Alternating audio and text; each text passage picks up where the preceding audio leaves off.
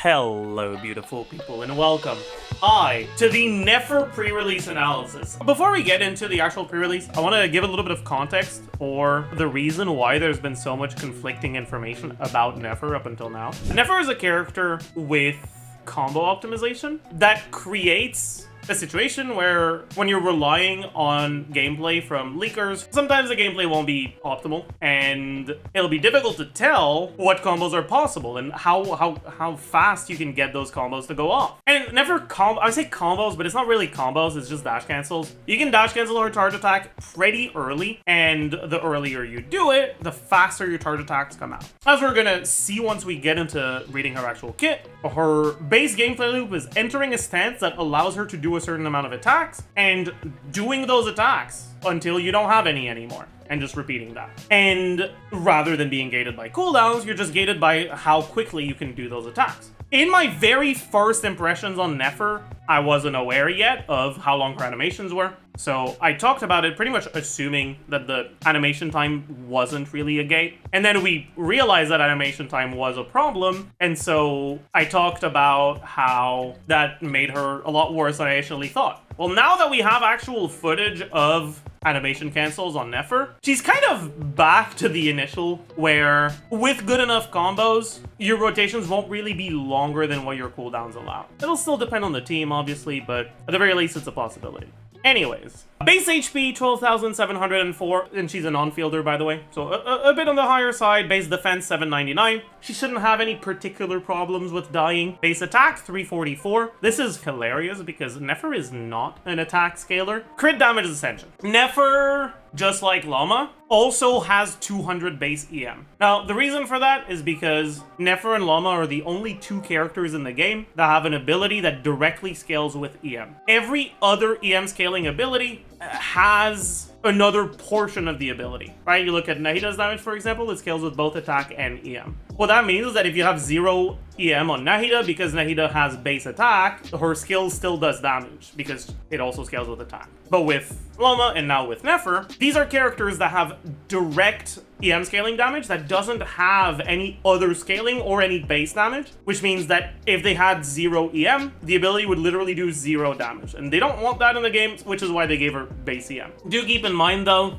the character's numbers will be balanced accordingly. Just having more base EM doesn't matter by default. And it only starts mattering in the context of what their scalings are. Normal attack, 4 kicks that deal dendro damage. Charge attack. Nefer enters the slither state, consuming stamina to move rapidly forward up to 2.5 seconds. When the skill button is released, the duration ends, or stamina runs out. Nefer will exit the slither state and consume a certain amount of additional stamina to deal dendro damage to opponents. When in the shadow dance state, additional stamina consumption is decreased. Additionally, unleashing the skill or sprinting while in slither state will not cause her to exit the state. And then she's got a plunge attack. Moonsign Benediction, Dusklit Ease. When a party member triggers a bloom reaction, it will be converted to Lunar Bloom. Now, if you watched the Lauma pre-release or post-release or any video about Lauma, really, you might already be aware. Lunar Bloom doesn't really do anything different from normal Bloom. Same scaling, same damage, everything. Everything is the same, with only one exception, which is when you have a character that enables Lunar Bloom on your team, under your 4 party icons, you'll have 3 moon icons. And when you trigger Lunar Bloom, it'll start filling up these moon icons, and these moon icons represent Verdant Dew. Each moon icon that's filled is a Verdant Dew,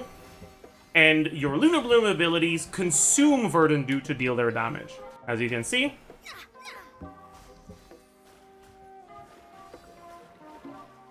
we fill them out slowly, and when it's filled, in Lauma's case it's her hold E, we use the hold E, consume it to deal damage. This Verdant Dew is shared by the whole team. Because of that, generally in Nefer teams, you do not use Lauma's hold E. You use her tap E instead, so that the Verdant Dew that you've generated can be used on Nefer instead, because it's more damage. Anyways, let's keep going. Lunar Bloom damage is increased by up to 14% based on Nefer's EM. Generally, you max that out, no problem. So it's just 14% more damage. Daughter of the Dust and Sand. When Nefer is in the Shadow Dance state, which is basically when she's on field, if she enters the Slither state within 5 seconds seconds of a party member triggering a Lunar Bloom reaction, she will continuously regenerate Verdant Dew. Every 100 point of Nefer's EM beyond 500 will strengthen this regeneration effect by 10%, up to a maximum of 50%. Basically, this is a passive that allows her to generate Verdant Dew a bit faster when she's on field. By default, Verdant Dew is capped at 1 per 2.5 seconds, and the way that it works, like specifically, is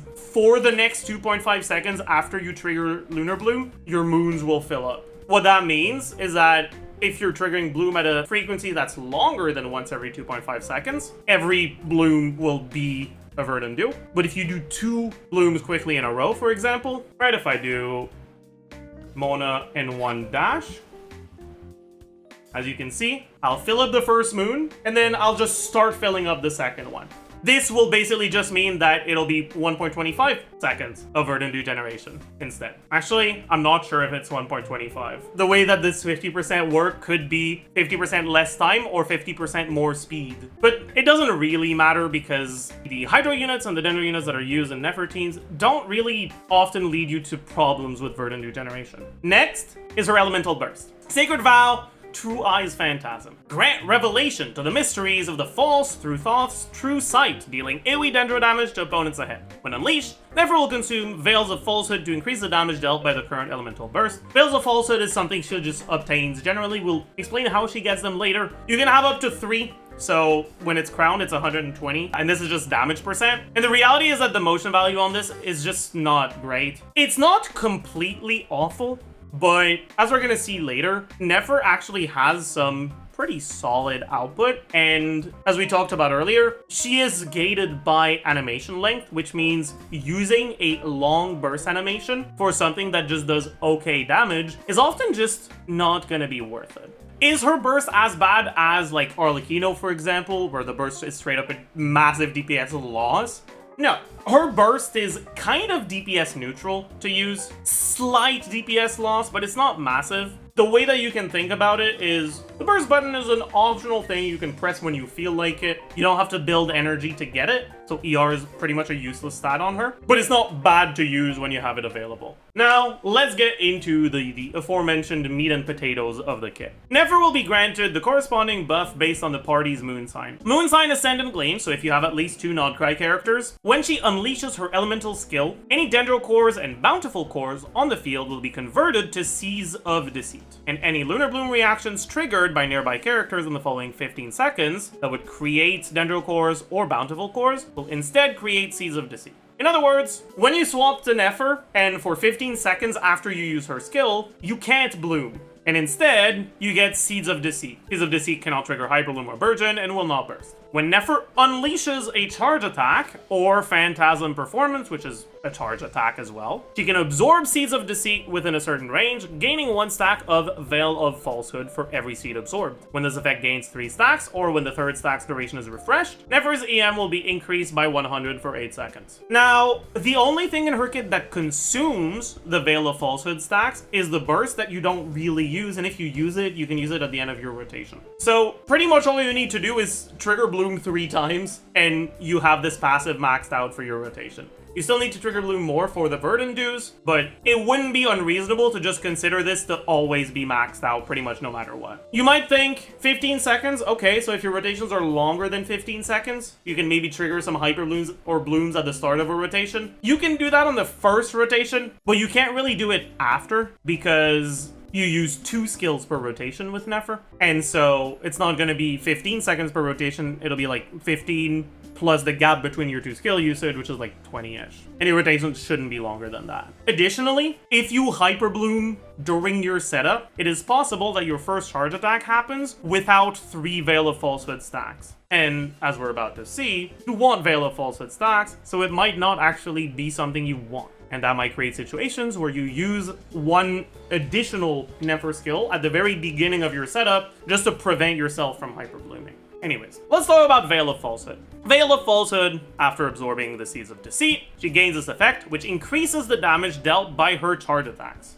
Each stack of Veil of Falsehood increases the damage dealt by the charge attacks by 8%, up to 24%. Okay, but what are those charge attacks? What do they do? Elemental skill, Senate strategy, Dance of 1,000 Nights. Nefer charges forward, dealing AoE dendro damage and entering the Shadow Dance state. While in the Shadow Dance state, if you have at least one Verdant Dew, Nefer's charge attacks will be replaced with the special charge attack Phantasm Performance, which will not consume stamina. When in the Shadow Dance state, Nefer's resistance to interruption is increased, has 2 charges. Cooldown is 9 seconds, and you can use up to 3 Phantasm Performance. Right. If you have one Verdant Dew, you can use this special charge attack, and what the special charge attack does is she summons a shade of herself to perform a coordinated attack. Both she and her shades will hit the enemy. Her damage is just normal talent damage, but the shade's damage is Lunar Bloom damage, and it consumes 1 Verdant Dew. The skill itself has a fairly low, but like not completely awful scaling, both attack and EM. Then the charge attack has a pretty pathetic attack and EM scaling, but then the Shade's Lunar Bloom scaling is where the damage is at. Now,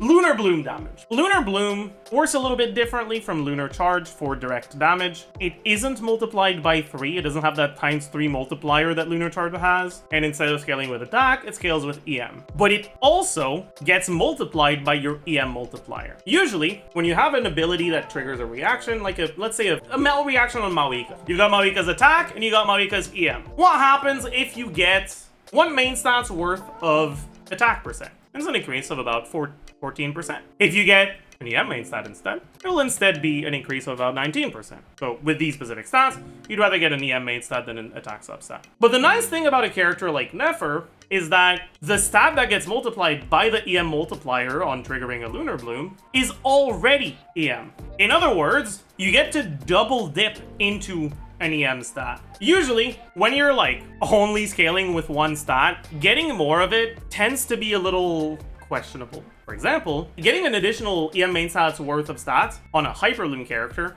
is just not that big of an upgrade. On a character that has 1000 EM and a Hyperbloom, if you were to somehow manage to get an additional main stat's worth, it'd only be an 8 to 9% increase. Now, despite the Lunar Bloom EM multiplier scaling worse than the transformative reaction one from EM, because Nefer also directly scales with EM, getting an additional main stats worth of EM is actually, in this situation, about a 20% DBS increase, even though she's already Omega stacked on EM. Made a neat little graph to show how much damage you gain from 1 substat roll on characters based on how saturated you are on that stat already. As you can see, on Mavuika, attack starts out better when you have none whatsoever, but because you have access to a lot of attack very easily, you have flat attack from a Feather, for example, you can get flat attack from Bennett or Yonsan, you're basically starting off with attack already being fairly saturated, which is why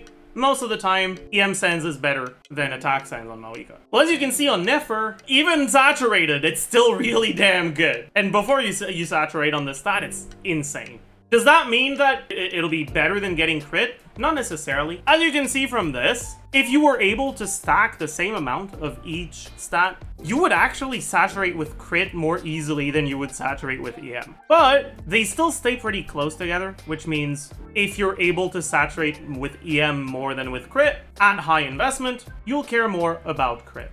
Because Nefer has access to so many ways of increasing her EM, you generally do saturate on your stats, so you generally prefer going crit circlet over EM circlet. Anyways, what you need to remember is this Lunar Bloom damage scales with Elemental Mastery and crit.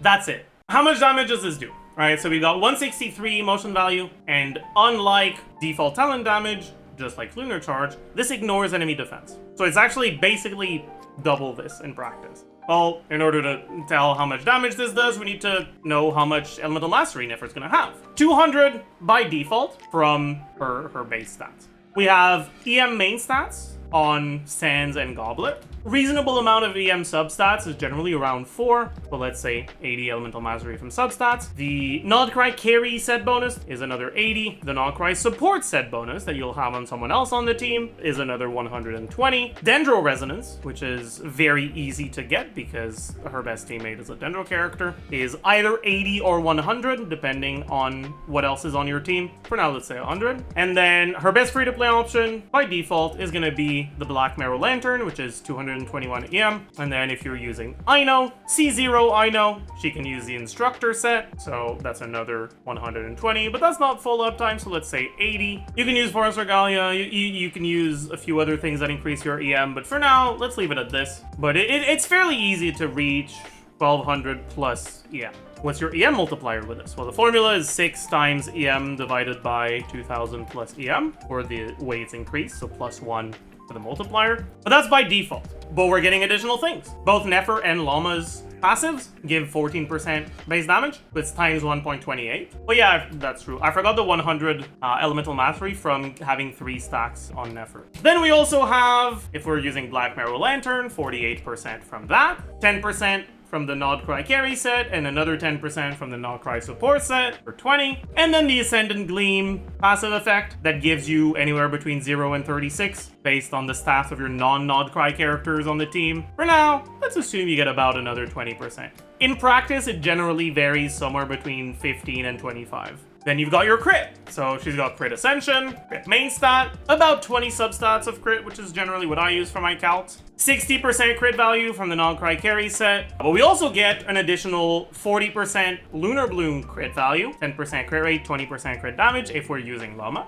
Brings your effective EM to EM times your EM multiplier times your crit multiplier. Now, what's your motion value? Each one of these is 163.2 times 2 plus 217.6. But it's increased by 8% per stack of Veil of Falsehood, so times 1.24. Which means that the damage of one of these charge attacks, just from the Lunar Bloom, because honestly it's the only part that really matters, with Lauma's Shred, without Lauma's Burst for now, around 180k per charge attack. If we were to add Lauma's Burst with a Lauma that has, let's say, a little bit north of 1000 EM, well, unlike Lauma's Burst in Bloom teams or Hyper Bloom teams, you're now buffing Lunar Bloom damage instead of Bloom damage. So the damage from Lauma Burst, 400%. Let's say she's at around 1200 EM on Lauma. It can crit based on Nefer's stats. And Nefer's charge attack is a 3-hit attack. So you get 3 instances of damage increase from Lauma's Burst. So the actual damage from a charge attack here would be around 230k. We've been pretty conservative with external buffs so far. In any case, you can get a total of 6 of these per rotation. But without counting the parts of the kit that don't do particularly significant damage, that's about 1.4 million damage. In practice, it'll be a little bit higher than that. Most teams will end up with more buffs than what I've assumed here. But this basically brings your like lower end of her damage in teams with Lauma to around 80k DPS. Once you start assuming more optimized stuff on the rest of the team, you can actually bring her personal DPS upwards of 100k in teams with C0 or 0 stuff and with 4-star supports. Overall, this is actually pretty good. Nefer is the character that's the most, or that's got a damage distribution that's the most like a hyper carry that we've had since Mavuika. Is Nefer as good as Mavuika? No. But honestly, right now, Nefer's team options kind of suck outside of Lauma. But before we talk about all the reasons why they suck, let's talk about rotation length. Nefer's skill has a 9-second cooldown with 2 charges. That means that her rotations have to be 18 seconds or longer, right? Well, actually, no. One nice thing about having a 2-charge skill is that it inherently allows you to do a certain amount of rotations shorter than 18 seconds before you run into a problem. For now, let me just show you what I mean with Varesa. She also has a 9-second cooldown skill with 2 charges. Let's say I'm doing 16-second rotations. So I'll start my first rotation at 56. Put my stuff on cooldown. Very cool. I'll get some healing, make sure I don't die. I don't have to think about it too much. Alright, good stuff. I'll start my next rotation at 40, 16 seconds later. I'm vibing, woohoo, we're having fun. We do our second one, no problem. I'll start my next rotation at 34, which is again, at 24, sorry, which is again 16 seconds later. Oops. And we can still get a 2 skill thing. I'll start the next rotation at 08, which is again 16 seconds later.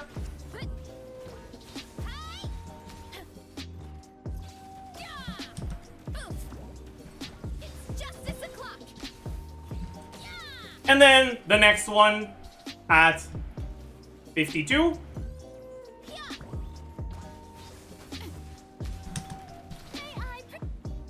And here's where we really start encountering a problem where we have to wait for the second skill chart. Basically, the fact that you don't need to have both skills available when you start her uptime means that if you use your second skill about 5 seconds later, after the first one, you're effectively allowing yourself to, if your rotation is 1 second shorter than 18 seconds, have 5 full rotations before your skill is on cooldown when you want to use it. Most enemies in the game have stall mechanics that prevent you from doing perfect rotations. And if a stall mechanic happens, it effectively allows you to gain back that time and start over from not having a problem. On top of that, any sort of getting hit that slows down your gameplay or having to dodge, just swapping to the wrong character by accident, also delays your rotation. And there's gonna be a certain amount of that in practical gameplay. 4 characters that have rotations that are dictated by animation length more so than cooldowns. And finally, as we've talked about earlier, while Nefer's burst is not really worth using, it's not a big DPS loss. It's more or less DPS neutral. So if you find yourself in a situation where you see that your skill is gonna take too long to come back for the next rotation, you can just extend your current rotation by like 2 seconds by using the burst and basically avoid that problem altogether. All of this to say, in practice, Nefer is going to have the ability of doing rotations shorter than 18 seconds, honestly without too much of a problem. Now here's the thing about that. Let's just look at the skill cooldown here on Varesa. If I press E on Varesa, then EQ on Nahida, and then swap back to Varesa. When we swap back, it's been like a solid full 3 seconds. Now let's do the same thing with Kuki. Less than 2. 5-star characters suck ass, okay? A character being a 5-star character is inherently a massive downside, because 5-star burst animations take a long ass time to do. Now, most 5-star characters, at least the recent ones, are still good because they generally want to sell the 5-star characters, so they give them numbers that are worth using their animations. But with the constant power creep that we've been getting, when you compare all the 5-star characters to a character that can use a skill and swap out, the way that those old 5-star characters extend your rotations often make them just straight up worse. And this is actually something that is going to matter a lot in Nefer teams. I think a lot of people, when they see Nefer stuff, they see, okay, this is an EM scaler, and it's a character that doesn't really saturate her stats easily. So the 250 EM buff you get from Nahida is gonna be pretty big, right? Well, not really. Yeah, 250 EM is a pretty big buff. Just looking at the amount of damage provided by that buff, it's like 20% more damage. But it also takes 2 seconds longer than a character that doesn't have a burst animation. So the actual increase from the character being on the team isn't 20%, it's like 8. It's pretty easy for other characters to compete with 8. There's a limit to that. At the end of the day, if all of your characters don't have burst animations and your rotation starts being like 14, 13 seconds, then you're gonna run into cooldown problems. Instead of it taking like 3, 4, 5 rotations, it'll take like 2. And when it's like 2, that's when, oh no, like we can't really be doing this. But there's going to be an actual problem. We're going to encounter the problem too early. We're not going to have enough ways of dealing with it. But it does mean that a lot of the characters that people are going to think are good because they have synergy in their kit with Nefer, in practice are going to be a lot worse than you'd think. I think a great example of that is Baiju. Baiju's burst gives a Lunar Bloom damage based on his HP. And so a lot of people would think, oh, that should be pretty good for Nefer. Well, the reality is that because his burst animation is fairly long because he's a 5-star character, when you have Baiju on the team, using your burst straight up gimps you. Now, if you have Baiju on the team, you still want to use his burst because the support sets that you would use on him are generally reliant on having some form of off-field application. But Baiju can straight up be worse than Chi-Chi because Chi-Chi with Sack Sword just swaps in, presses skill, swaps out. Doesn't extend your rotation. The consequence of all of this is that by default, for Nefer, you want to have a Hydro to enable her Lunar Bloom stuff, and you want to have Lauma because Lauma is Lauma. But then your last slot, honestly, there isn't anything that's all that good. And that creates a scenario where the optimal offensive options are barely better than the defensive options. And in my opinion, if it's just going to be like a 4% higher team DPS to use Official over Kooky, just put the Kooky in the bag, man. Anyways, we'll talk about this a little bit more when we talk about the team building as a whole, but this is something that's pretty important. And it also means that there's very real opportunity for Nefer teams to get better with future characters, because right now the competition is pretty tame. There's no character that's all that great on this on the last slot. Anyways, the first thing to realize for weapon options is that Blackmarrow Lantern is pretty good. As a character who doesn't really suffer from stat saturation as much as other characters, having a weapon that gives EM instead of crit isn't really too bad for Nefer. Sure, the crit would still be a bit better, but the EM is certainly not bad. Now, the unfortunate thing about Blackmarrow Lantern is that Lunar Bloom damage increases aren't as good as EM buffs, because they affect the EM multiplier, but not the elemental mastery total that multiplier is multiplying. Now, Blackmarrow Lantern is still a pretty solid weapon,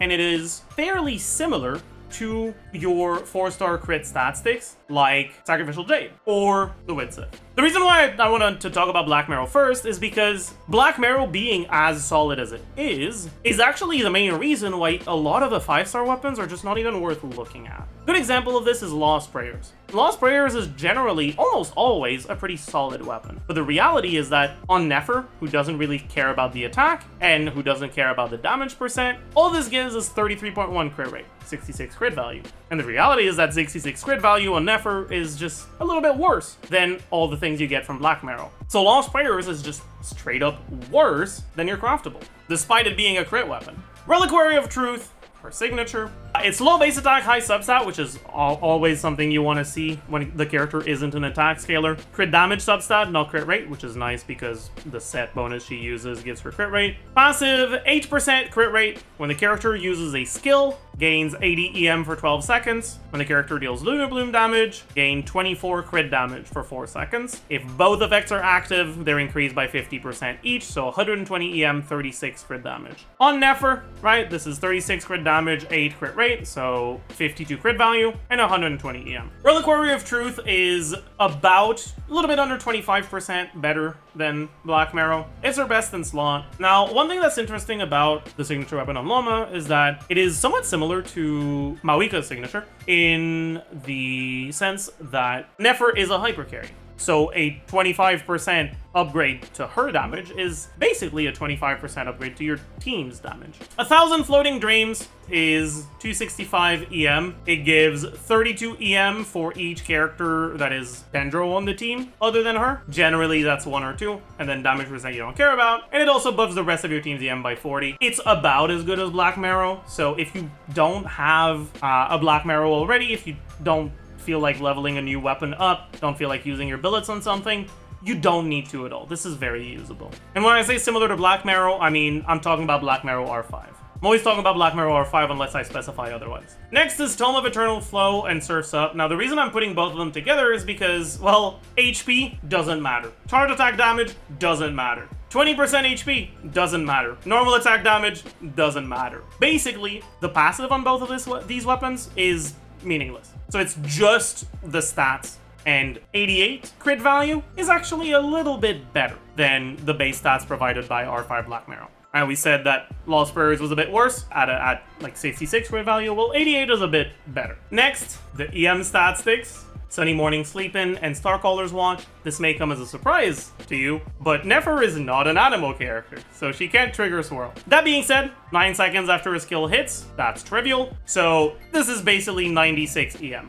on the passive, plus the 265. Starcallers Watch, she doesn't have a shield, so she can't get the second part, but the first part is 100 EM. And then, whenever you do use your burst for the Sunny Morning Sleepin', you get an additional 32. Both of these weapons are basically just 100 EM from the passive and 265 EM from the substat. And as it turns out, that's it. Also, just like Surf's Up and Tome of Eternal Flow, a tiny bit better than what you get from Blackmarrow. The point I'm getting at is, honestly, if you have any of these 5 weapons, if you have any of them already leveled, you don't need to level a Blackmarrow, but they are not at all worth going for as an upgrade. Next, Nightweaver's Looking Glass, right? It gives you 60 EM after your skill deals Hydro damage, and another 60 EM after someone triggers Lunar Bloom on your team. When both passives are active, your team's Lunar Bloom damage is increased. Something that's very funny about this is that using Nightweaver's Looking Glass on Nefer and Spindle Loot on Lauma is basically the same DPS as using Blackmarrow on Nefer and Nightweaver's Looking Glass on Lauma. If you have it, you can put it on whichever character you want,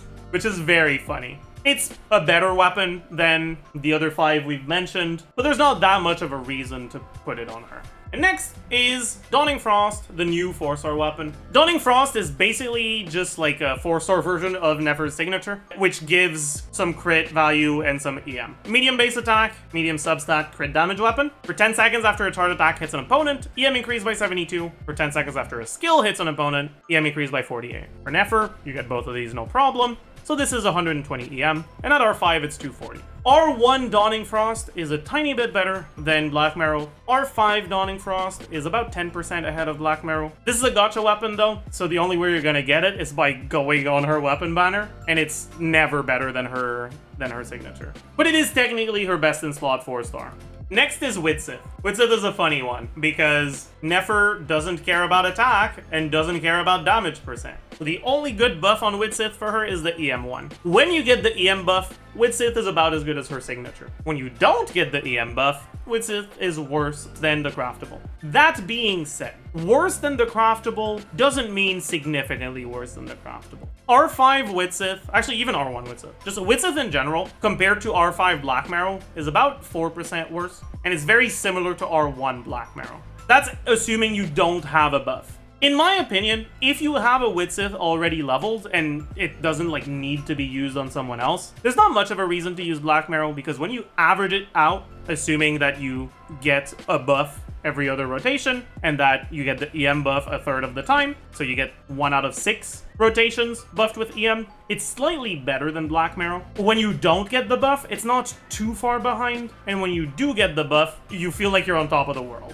The main reason why I like Widsith over the craftable is because Widsith is already not that far behind the craftable without a buff. If it was noticeably worse without the buff, I'd recommend the craftable over it, but especially because it's a new craftable, so a lot of people haven't gotten it or leveled it yet, and a lot of people have an R5 Widsith just already level 90. If that's you, you don't need to worry about leveling the craftable, you can just use Widsith. This is generally what I would recommend as your default weapon to use. And finally, we have the 2 Sacrificials. Sacrificial Jade, the Battle Pass weapon. It's ever so slightly better than Blackmarrow. At R1, the passive isn't that good, so refinements don't help you that much. Right, it's like 1% ahead at R1, 3% ahead at R5, but it's a crit rate weapon. Crit rate weapon plus crit rate from the set bonus can make it easy to end up overcapping on crit, so for a lot of people, it's actually just going to be worse. But if you're not overcapped, it's an okay 4-star.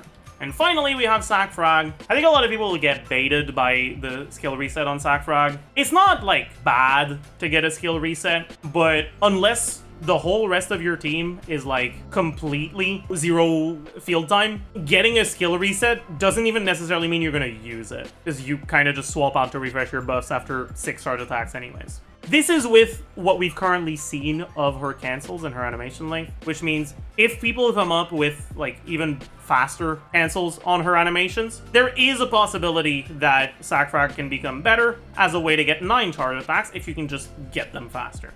But I'm not too optimistic on that. The nice thing about Sac Frag, though, is that it's about 7% behind Blackmarrow. Keep in mind, though, especially if it's low refined, hit with an elemental skill only twice per rotation, so you might not just not proc it. If I were to rank them from best to worst, Reliquary of Truth would be the best, then Nightweavers, Lauma's signature, then pretty much all of these are on the same level, although I would have Dawning Frost above them, because R1 Dawning Frost is similar to these, and with any refines, it'll be better. Then I think I'd have Widsith, because it averages out pretty much the same as these weapons. When you don't have the buff, it's worse, but you've got the possibility for a high roll, and if you've got the patience for it, you can reset until your first rotation is an EM buff, and then it basically guarantees that it's better. Then I'd have Blackmarrow, then I'd have Sac Jade, then Sac Frag. Sac Jade, like I said, a little bit better than Blackmarrow if you're not overcapping, but it's not better enough to justify the headache, basically. Next, artifact sets. Night of the Skies Unveiling is just what you should be using.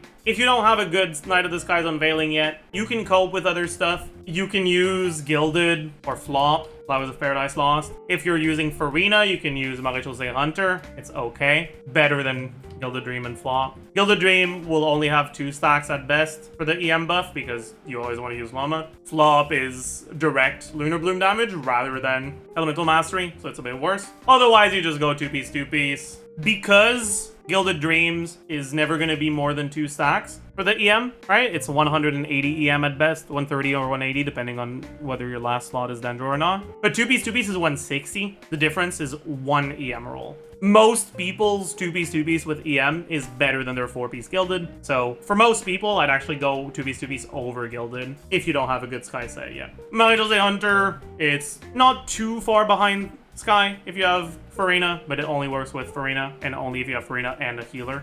Artifact stats are incredibly straightforward. You go EM crit, you don't want ER, you don't want EM circlet over crit. To be fair, if you have a really good EM circlet, you can use it, but it basically needs to be 4 rolls better. Basically, a crit damage circlet with 7 crit rate, 20 EM will be better than a 50 CV EM circlet. The EM circlet is very, very cope. Unfortunately, EM main stat goblets are the rarest pieces in the game. They are 2.5% chance, right? So getting the right set is 50%. Getting the right slot is 1 out of 5. Right? Getting a goblet, that's 10%. And for a goblet to be EM main stat is 2.5%. So 0.25% chance that an artifact is an EM goblet of the right set. 1 out of 400. And that's before even looking at the odds that it gets good crit stats, which Nefer really cares about.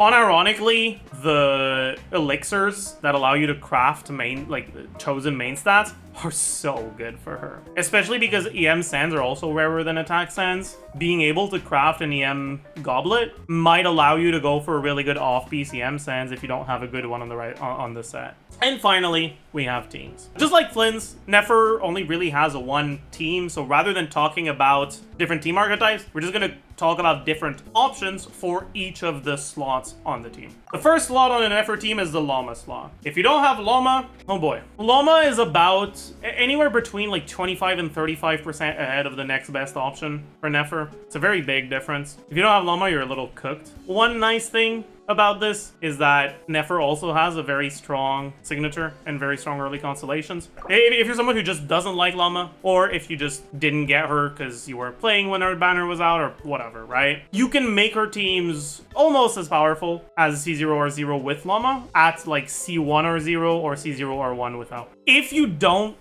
have Lauma on the slot, you generally still want a Dendro character, not because you care about Dendro in general, but because it can be a bit annoying to get your Verdant Dews without a second Dendro that starts generating Verdant Dews during your setup. Dendro Resonance is a nice little boost for her damage, and most of the Dendro characters have some form of EM buff in their kit. Then you've got your Hydro slots, which obviously wants a Hydro character, because otherwise you're not blooming. And if you're not blooming, you're not dealing any damage with Nefer. Honestly, there just isn't that much of a difference between the decent options. You can use Aino, you can use Farina, you can use Singto. Those are generally the main 3 I'd recommend. They each have their respective upsides and downsides. Farina's biggest downside is, well, she keeps you low HP, especially if you're not using her with a shield with a healer. But Nefer doesn't care about damage percent, so you're not really taking advantage of Farina's kit. It's just like you use her because you can use her skill and swap out, so it's a short animation, so you're vibing, basically. Other than that, you can use Aino. Aino is like the default option, but unfortunately, Aino sucks ass.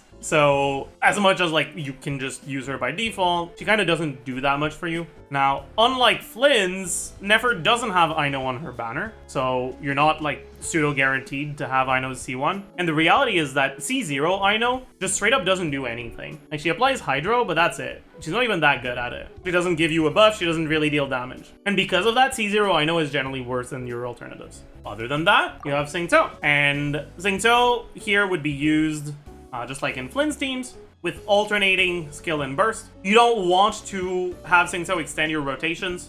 We're going to pretend that Varesa is Nefer. But the way you'd use Singto is on the first rotation, you just use his skill. On the second rotation, you just use his burst. So you do something like this. Leave this place with one heart. Our bond is strong.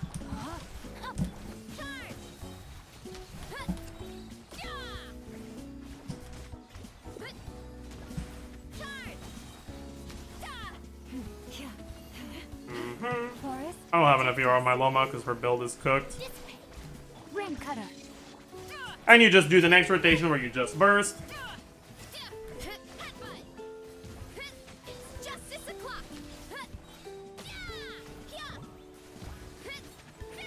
And you just repeat. The next rotation where you just skill. Rain outlines your fate.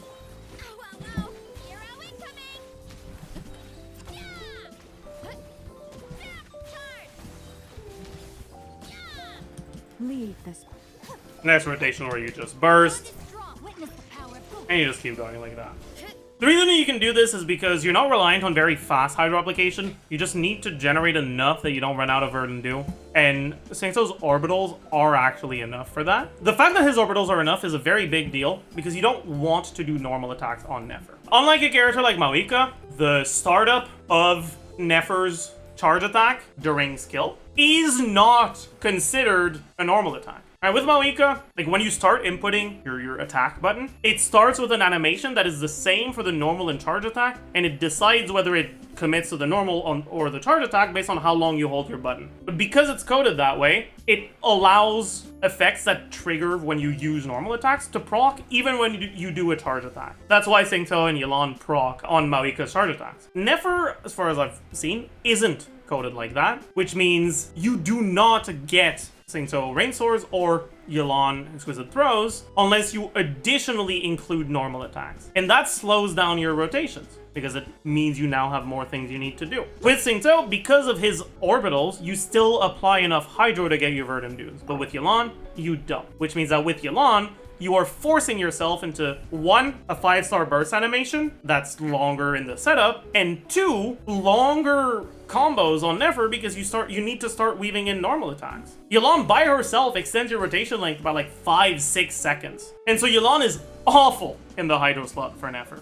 These 3 are the main ones, with Aino C6 being the best, then Farina, then Aino C1 and Singto being pretty much the same, then Aino C0. But honestly, even a character like Kokomi or Sijuin will be playable, and it's not going to be that much worse than Aino C0. Put them on a sack weapon so they don't extend your rotation length. These characters don't need to use burst for their effects to work. You can use Nilo. I think a lot of people will wonder about that. But Nilo has a burst animation on her skill, basically. Nilo's skill takes a long time to do, which means it has the same downsides as the 5-stars that have a burst animation. And then on top of that, Nilo's 100 EM buff only works out when all of your team is Dendro or Hydro. But that might cause a problem. So let's talk about the last slot options. You can use Nahida, but Nahida isn't actually that great because of that rotation extension. Offensively, the strongest option that I've looked at for now is actually Fischl. Is it because Fischl has great synergy? No. It's straight up just because Electro units are pretty solid. They give you 20 more EM from the Dendro Resonance because they trigger Quicken, Aggravate, Spread, whatever. They allow Nefer to get a little bit more damage from the spreads she can now trigger thanks to the Electro. If they're not from Nodcry, they can also enable that Nodcry passive. And so by default, I'd say that Fischl is actually generally the best last slot, offensively. However, she's like at most 5% ahead of what I consider to be the good default last slot, which is going to be Kuki.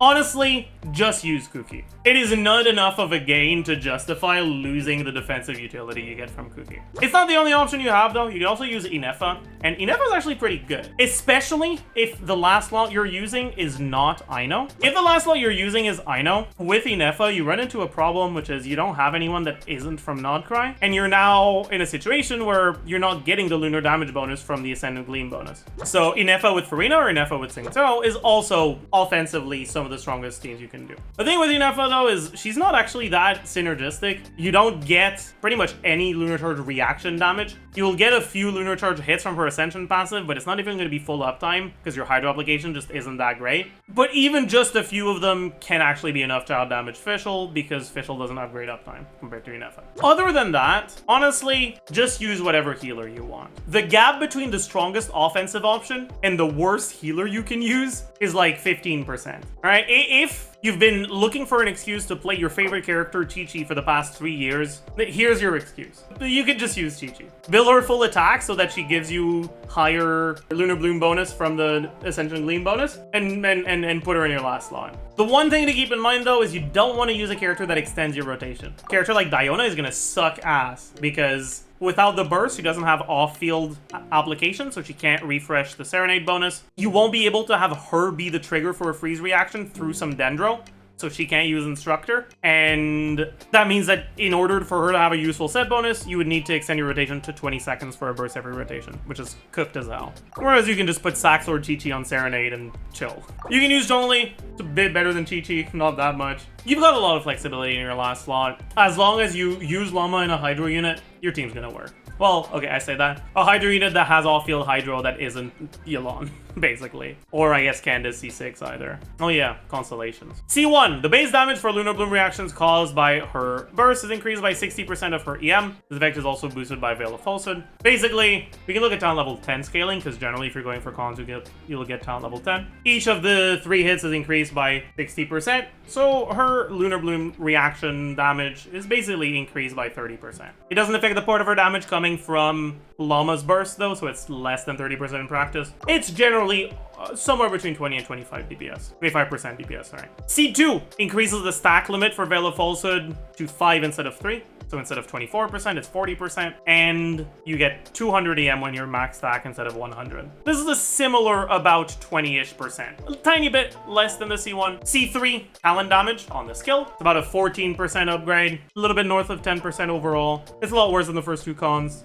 It's a lot worse than going for Sig, but it's not completely awful. C4, you get your Verdant dues a bit faster. Sometimes that can allow you to hold the on Lauma, but generally it's not really a big deal. More importantly, you get 20% Dendro Shred. That's okay. C5 is dog shit. And finally, C6 gives you 15% like true multiplier more damage and 2 additional Lunar Bloom hits on her damage. Pretty solid C6. Another thing that isn't really Constellation, but that I do want to quickly mention, if you like really stretch your definition of free-to-play and you look at C0 or 0 like technically optimal stuff, you can include C6 Aino and you can include R5 of the new gacha only 4-star weapon. And if you include those 2 things, which are not going to be achievable for people that are not going for SIGs and cons, realistically, her team DPS is actually pretty close to Mavuika's. Just make sure you don't get too baited by that. If you don't have Lauma, how cooked are you? Honestly, it's not that bad. As much as, you know, Lauma is pretty important for Nefer's damage, Nefer's balance right now is looking pretty good. She's looking pretty strong, and she's gonna be kind of like Flynn's, where, like, yeah, in order for the to get the best Flynn's teams, you need Nefer, but he's also, you know, a character that's getting released in late 2025, going on 2026. So he's not actually, like, noticeably worse without Nefer than, like, Kanish. Like, she'll work. She's also just outright better than Flynn's. So despite the gap between having and not having Lauma being bigger than with Nefer for Flynn's, the best Nefer team without Lauma is better than the best Flynn's team without Nefer. That being said though, a lot of this is dependent on what the optimal combos look like, how quick they are, and how difficult it is to get those combos. So massive grain of salt on this one, and I would highly recommend waiting until the first impressions video that I post generally the day after the patch to get an idea of what I think about her overall power. In her current state, based on what we know so far, based on the combos I've seen be possible, I'd say somewhere halfway in between Varesa and Skirk. She's really reliant on Lauma, and if you're gonna get one of the 2, Lauma is way better than Nefer, but who knows what the future's got in store. Anyways, that pretty much does it for the pre-release. I'm a little worried about how Columbina's gonna affect these lunar carries, but we'll have to see how that goes. As usual, hope you enjoyed, hope you learned a thing or 2, and I will see you guys in the next one. Bye, YouTube.